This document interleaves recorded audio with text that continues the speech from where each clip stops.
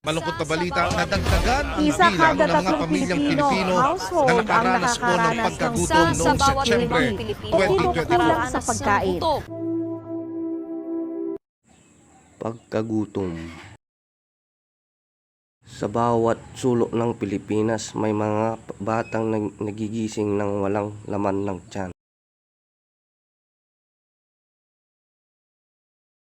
May mga magulang na napapahawak na lang sa dibdib.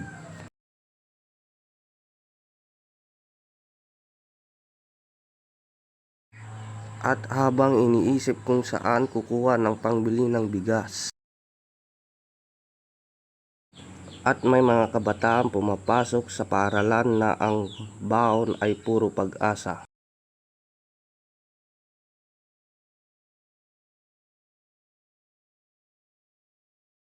Ito ang katotohanan na hindi natin dapat baliwalain.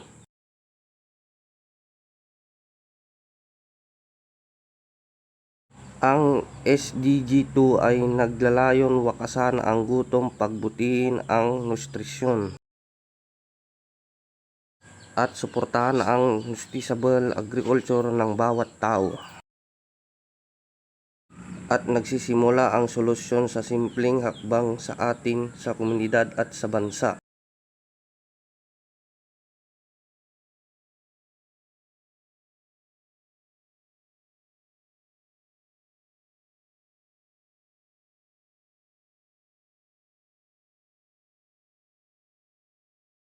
At suportahan natin ang mga lokal na magsasaka sa pamamagitan ng pagbili ng kanilang produkto.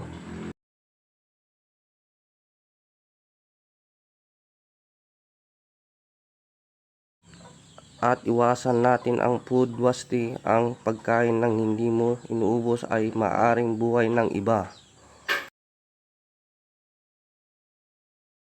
Ang zero hungry ay hindi imposible basta't sama-sama, basta't may malasakit at basta't handa tayong kumilos.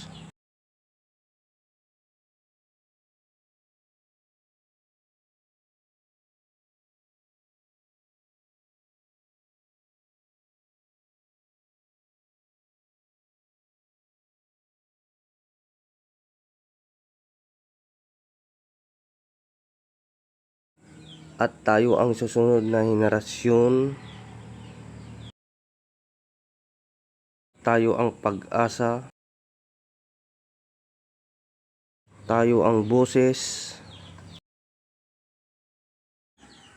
At tayo ang magtatapos sa gutom.